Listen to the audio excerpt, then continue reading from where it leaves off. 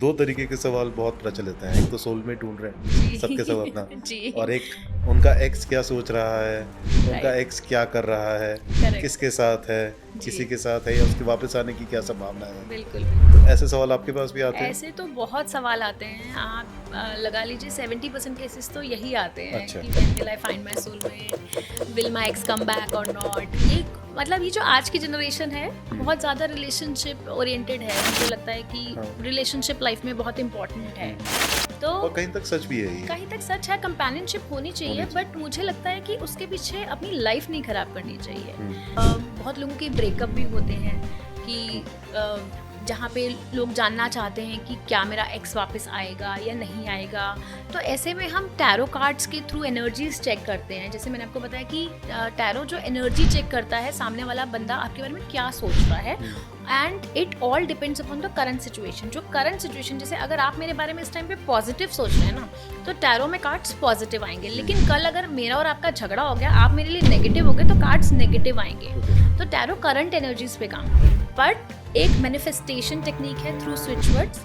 And जैसे कहते हैं ना, यूनिवर्स में एनर्जीज ट्रैवल करती है। तो ये मेरा खुद का पर्सनल एक्सपीरियंस है, मेरा खुद का tried and tested switch word है ये वाला।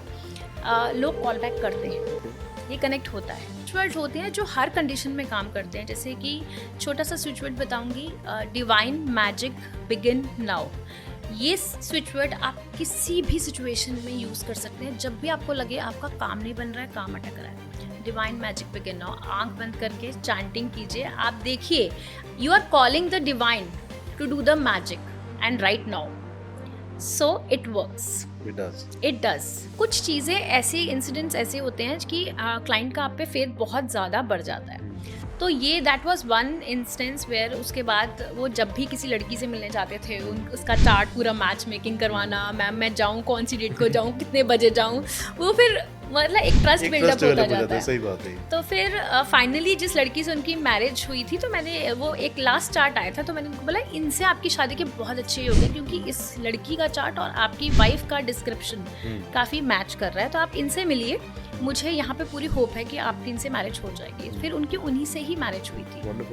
जब आप किसी से जेलस फील करते हो, किसी की तरक्की से खुश नहीं होते हो, तो आपको लगता है कि ये इंसान मेरे से आगे कैसे निकल गया, उसके बारे में आप बहुत नेगेटिव सोचते हो, नेगेटिव एक तरह से वाइब्रेशंस भेजते हो उस बंदे को कि कैसे बढ़ गया ये आगे। तो नज़र दोष होती है।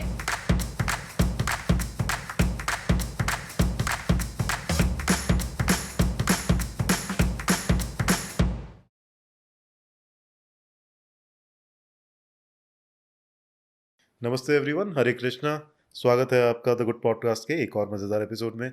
आज हमारे साथ जुड़ी हैं डॉक्टर एस्ट्रो पूजा भाटिया जी, फरीदाबाद से। मैम, बहुत स्वागत है आपका हमारे पॉडकास्ट में। अपने दर्शकों को बता दूं, मैं पूजा जी एक सेलिब्रिटी एस्ट्रोलॉजर है जिनको 14 साल हो गए एस्ट्रोलॉजी करते हुए, बट इनकी जर्नी शुरू हुई थी एक कॉर्पोरेट जॉब से, और उसके बाद यू स्विच टू एस्ट्रोलॉजी। तो मेरा पहला सवाल हमेशा सबसे यही होता है, how did that happen? There is a very interesting story behind it. Corporate में आपको पता है बहुत स्ट्रेस होता है, पॉलिटिक्स होती है, तो ऐसी एक बार एक सिचुएशन मेरे साथ भी आई थी। So I went to a numerologist. तो जब मैं वहाँ गई तो आई सॉ कि वहाँ पे बहुत लोग वेटिंग लाइन में बैठे हुए हैं। सो मैंने अपने हस्बैंड को बोला कि काम हो तो ऐसा हो कि लोग आपके पास चल कर आए और वेटिंग में बैठे। तो ही वॉज लाइक कि you want to learn this. तो मैंने कहा हाँ, मैं लर्न करना चाहती हूँ। ये कैसे प्रेडिक्शंस कर देते हैं, कैसे इन्हें पता चल जाता है हमारे बारे में। तो ही सेड कि ठीक है, let me find out. And which year was that? It was 2009 it Okay. was. तो उस टाइम पे उन्होंने मुझे बताया कि भारतीय विद्या भवन के फॉर्म्स निकले हैं एस्ट्रोलॉजी के, would you like to join? तो मैंने कहा हाँ, मैं ज्वाइन कर लेती हूँ।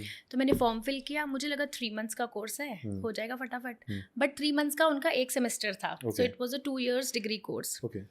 मैं नाइट शिफ्ट्स में थी, वीकेंड्स पे क्लासेस होती थी, प्रॉपर कॉलेज होता था। तो मैंने 2 साल किया पूरा एस्ट्रोलॉजी, एंड देन डिग्री ली वहाँ से। मेरा गोल्ड मेडल आया भारतीय विद्या भवन से।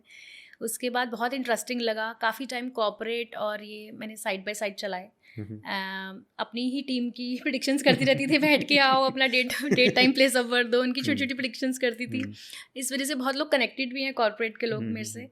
एंड धीरे धीरे predictions turned out to be true. जो सीख कर आती थी भारतीय विद्या भवन पे वो अपनी टीम पे लगाती थी, यार चलो आज तुम्हारा स्पाउस वो देखते हैं कहाँ किस डायरेक्शन से आएगा, चलो आज देखते हैं तुम्हारी नेक्स्ट जॉब कब चेंज होगी. तो वो छोटी छोटी प्रेडिक्शंस सही होने लग गई, तो मज़ा भी आने लग गया. एंड फिर धीरे धीरे आई स्विच्ड कि मेरा एक लॉन्ग टर्म विजन था कि मुझे कॉर्पोरेट सारी लाइफ नहीं करना है, क्योंकि नाइट शिफ्ट्स और बहुत कुछ होता है. फॉर हाउ लॉन्ग आप प्रोफेशनली एस्ट्रोलॉजी और टैरो कार्ड रीडिंग कर रही हैं? It's been 14 years now. 2010 में मैंने एस्ट्रोलॉजी कंप्लीट करी अपनी डिग्री. उसके बाद मैंने टैरो भी सीखा, मैंने न्यूमरोलॉजी भी सीखी एंड साइड बाय साइड करती रहती थी पैरेलल, बट फुल फ्लैश 2014 से मैं बोलूँगी कि मैं आई हूँ. वंडरफुल. अपने दर्शकों को ये वाली बात भी बता दूँ मैं कि Pooja ji is empanelled with multiple media outlets as well. तो अगर इनका चेहरा आपने कहीं देखा है तो यू आर नॉट मिस्टेकन, आपने ज़रूर इनको कहीं ना कहीं टीवी पे देखा होगा. मैंने भी आपके प्रोग्राम्स देखे हैं, वहाँ पे आप ज़्यादातर जो प्रेडिक्शंस कर रही होती हैं वो पॉलिटिक्स से रिलेटेड कर रही होती हैं, कॉर्पोरेट से रिलेटेड कर रही होती हैं, ज्योग्राफिकल प्रेडिक्शंस कर रही होती हैं. तो वो एक्सपीरियंस कैसा रहा आपका? बहुत अच्छा एक्सपीरियंस रहा. पॉलिटिकल प्रेडिक्शंस में बड़े बड़े मिनिस्टर्स के और पॉलिटिशियंस के हम चार्ट्स रीड करते हैं. मोदी जी का चार्ट, राहुल गांधी जी का चार्ट, तो इन सब के चार्ट्स देखते हैं, प्रेडिक्शंस करते हैं. अच्छा लगता है जब वो प्रेडिक्शन छोटी छोटी सही भी निकलती हैं. तो 400 पार जा रहे हैं आपकी बार मोदी जी? बिल्कुल उम्मीद तो है. Let's hope for the best. And इसके अलावा जोग्राफिकल प्रेडिक्शन, मंडेन एस्ट्रोलॉजी की प्रेडिक्शन, जैसे एक्लिप्स के आसपास प्रेडिक्शंस होती हैं, अर्थक्वेक की, टाइड्स की, रेनफॉल की, स्टॉर्म की, ये सब प्रेडिक्शंस होती हैं. बाकी इंटरनेशनल लेवल पे भी पॉलिटिशियंस की काफ़ी प्रेडिक्शंस करी हैं, जैसे पाकिस्तान के प्रेसिडेंट की थी, नवाज शरीफ की. तो वो भी काफ़ी सही थी. पॉलिटिकल अटैक्स जो हुए थे अभी लास्ट ईयर उन पे, तो वो सब भी प्रेडिक्शंस में आए थे. हमसे क्वेश्चंस पूछे थे ऑन टीवी चैनल, सो उनकी हमने प्रॉपर हॉरोस्कोप एनालिसिस करके बताया था कि there is a possibility of political attack, and that actually happened. तो बस इसी तरीके से बाकी टीवी चैनल्स पे जो भी रिलीजियस जैसे फेस्टिवल्स होते हैं उनसे रिलेटेड इंफॉर्मेशन देना, रेमेडीज़ बताना, फेस्टिवल्स का महत्व बताना, और टैरो रीडिंग्स भी करते हैं कई बार. कई चैनल्स में एज ए टैरो रीडर भी किया है. वंडरफुल. पूजा जी, पॉलिटिक्स तो है, साथ में सेलिब्रिटीज़ तो और भी होते हैं जी. तो किसी एंटरटेनर, किसी सेलिब्रिटी कोई ऐसा जिसकी आपने प्रेडिक्शन करी हो जो सच हो गई हो? जी बिल्कुल.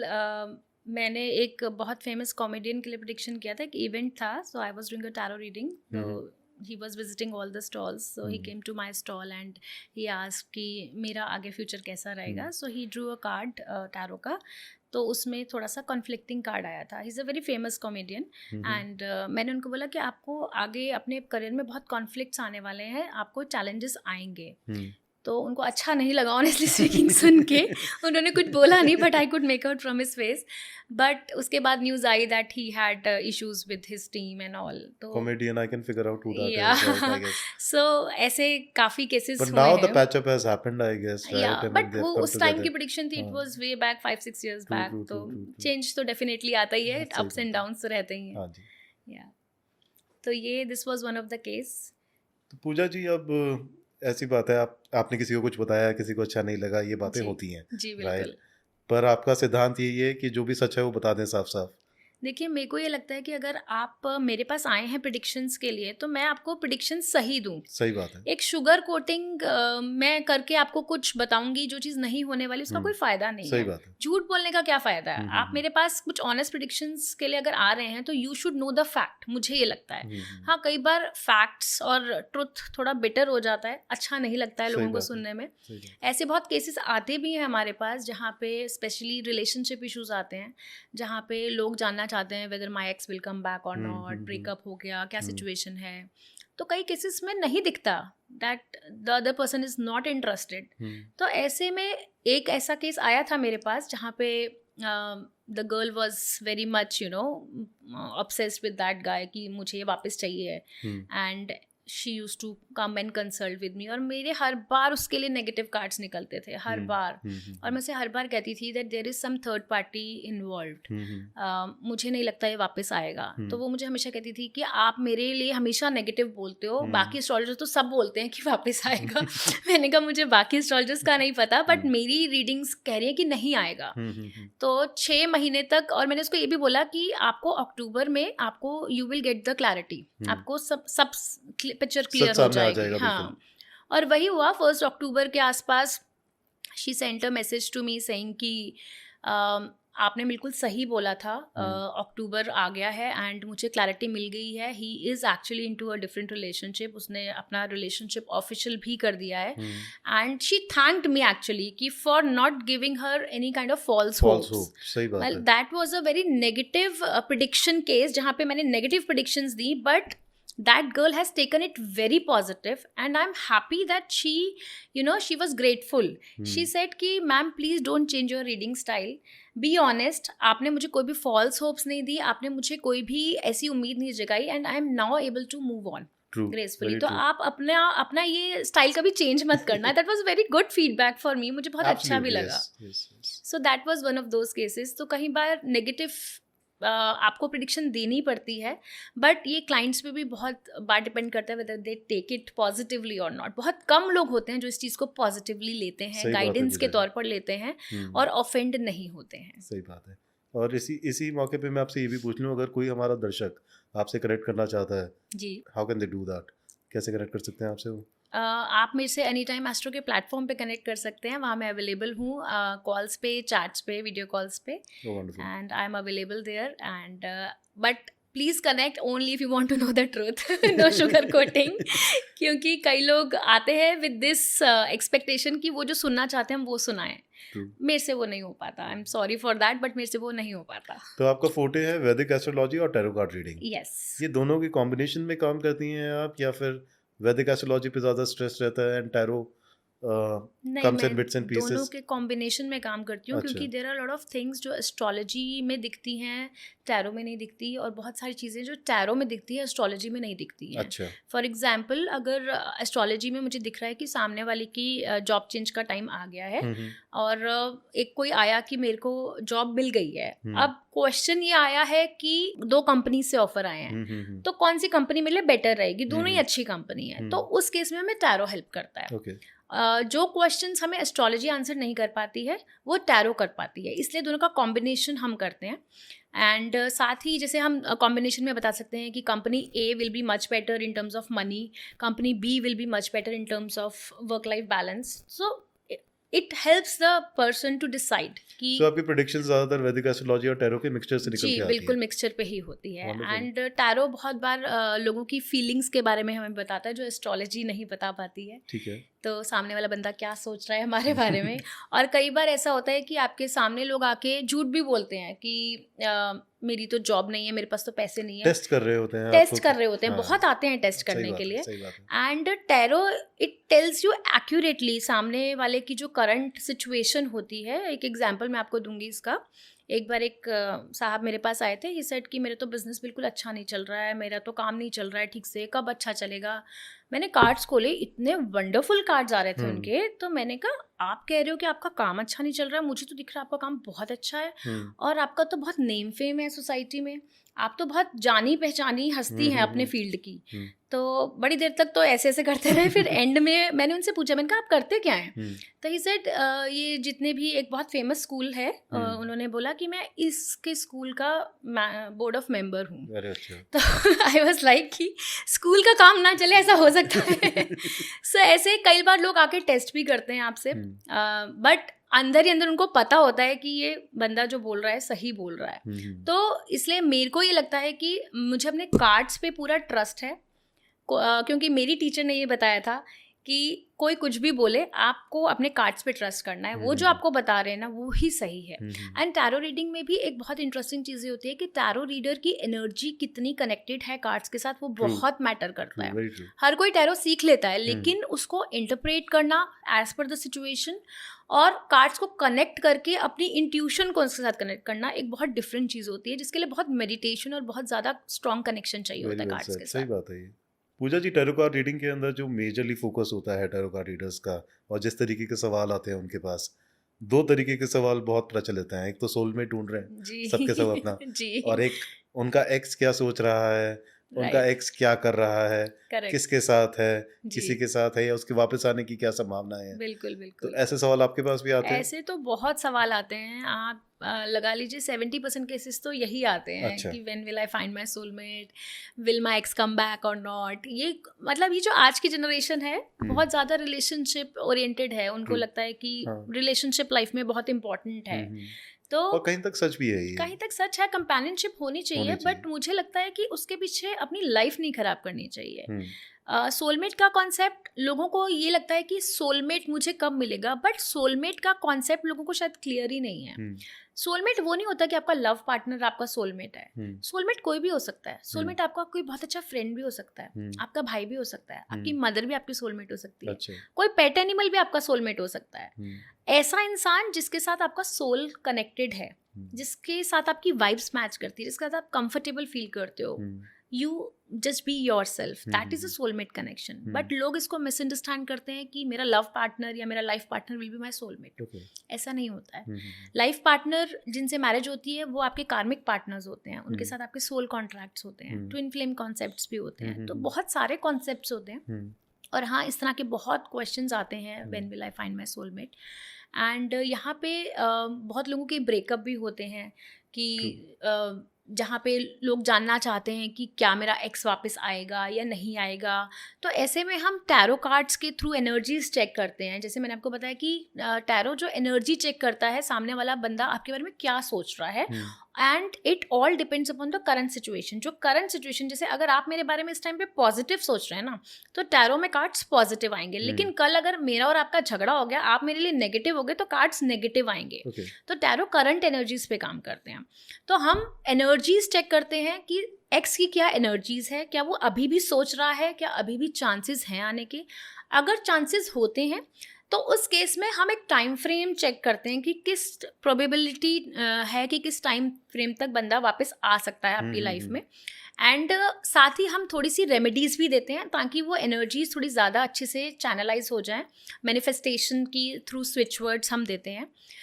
जैसे कि एक मैं आपको एक नंबर देती हूँ कि अगर आप चाहते हैं कि आपको कोई कॉल करे, तो एक नंबर होता है 36226668। ये नंबर आप चैंट कीजिए। आप किसी भी जिस भी इंसान से कनेक्ट करना चाहते हैं उसका नाम माइंड में लीजिए एंड 36226668 36226668 45 टाइम्स चैंट कीजिए। और ये कुछ दिन लगातार कीजिए। मैं ये नहीं बोलूँगी कि एकदम से मैजिक होता है, बट एक मैनिफेस्टेशन टेक्निक है थ्रू स्विच वर्ड्स। एंड जैसे कहते हैं ना, यूनिवर्स में एनर्जीज ट्रैवल करती है। तो ये मेरा खुद का पर्सनल एक्सपीरियंस है, मेरा खुद का tried and tested switch word है ये वाला। लोग कॉल बैक करते हैं, ये कनेक्ट होता है।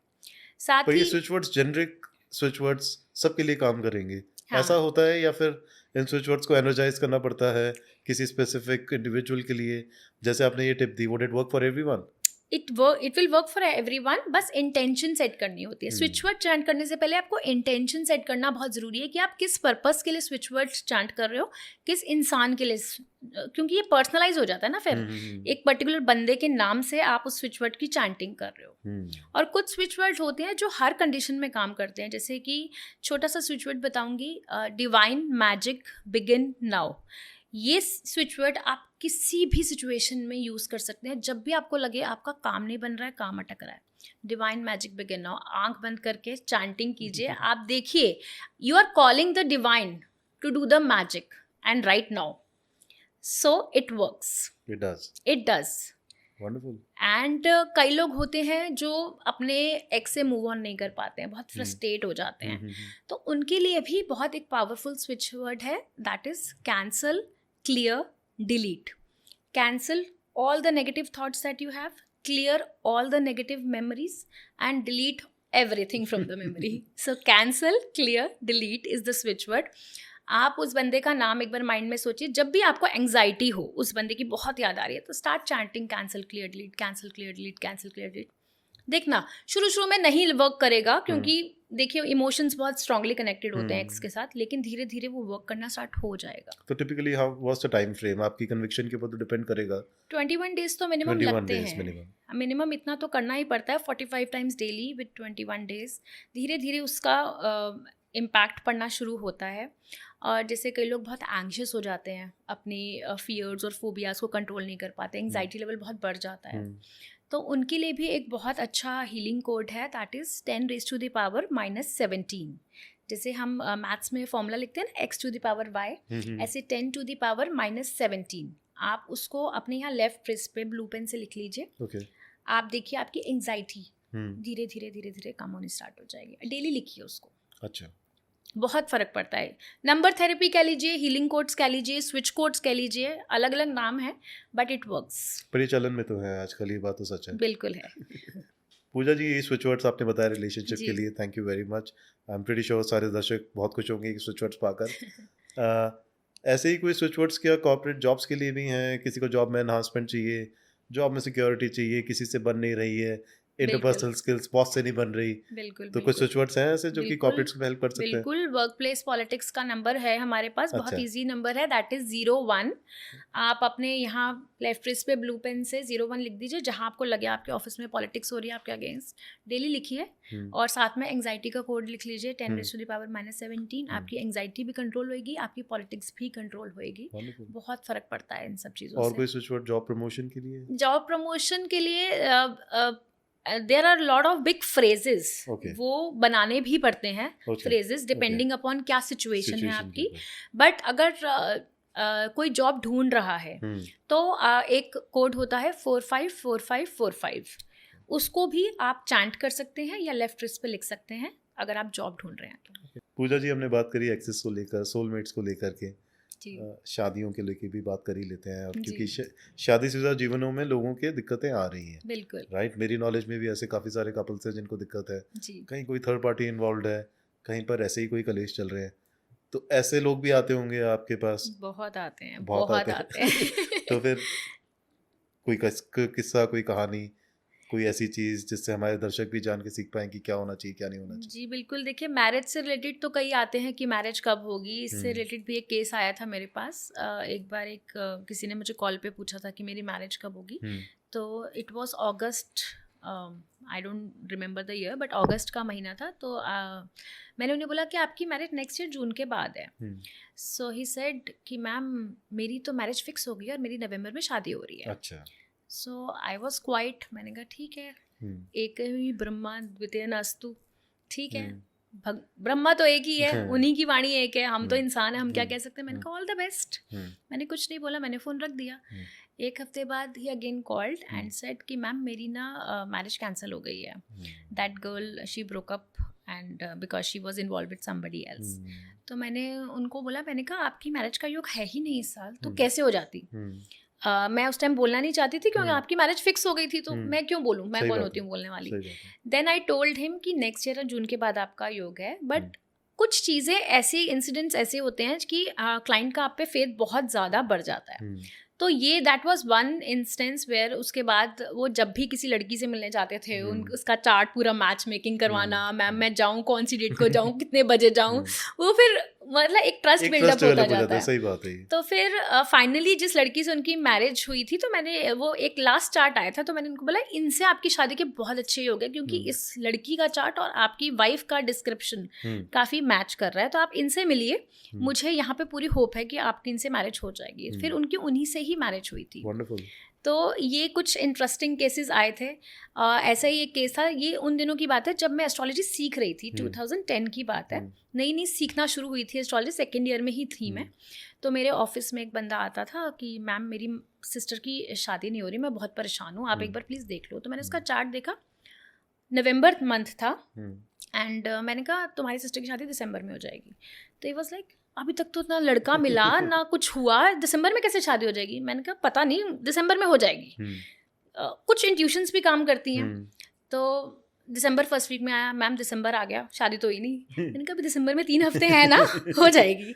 मैंने कहा मेरे हिसाब से हो जाएगी। उसके बाद मैं भी भूल गई, वो भी भूल गई, वो बड़े दिन तक आया नहीं। फिर जनवरी में आया, मैंने कहा कहाँ थे तुम, दिखे नहीं बड़े दिन से। कह रहे मेरी सिस्टर की शादी थी। मैंने कहा अच्छा हो गई? कह रहे हाँ मैम, आया था एक बंदा, आए हमारे घर में, उन्हें हमारी सिस्टर बहुत पसंद आई, उन्हें सिंपल मैरिज चाहिए थी, उन्होंने उसी टाइम रोका किया और नेक्स्ट वीक उन्होंने शादी और एंगेजमेंट साथ करके ये संजोग होते हैं, ले गए, संजोग होते हैं। तो वहाँ से कॉन्फिडेंस भी आना शुरू हुआ, कुछ इंट्यूशंस भी आपकी वर्क करती हैं। जब आप इस फील्ड में आते हो तो कुछ नेचुरली इंट्यूशंस आपकी एनहांस हो जाती हैं, तो इससे बहुत फ़र्क पड़ता है। पूजा जी, अभी अपन पीछे बात कर रहे थे, तब आपने बताया था कि आपने 100 से भी ज़्यादा लोगों को ट्रेन किया है जी, वैदिक एस्ट्रोलॉजी में भी और टैरो कार्ड रीडिंग में भी, जी। राइट?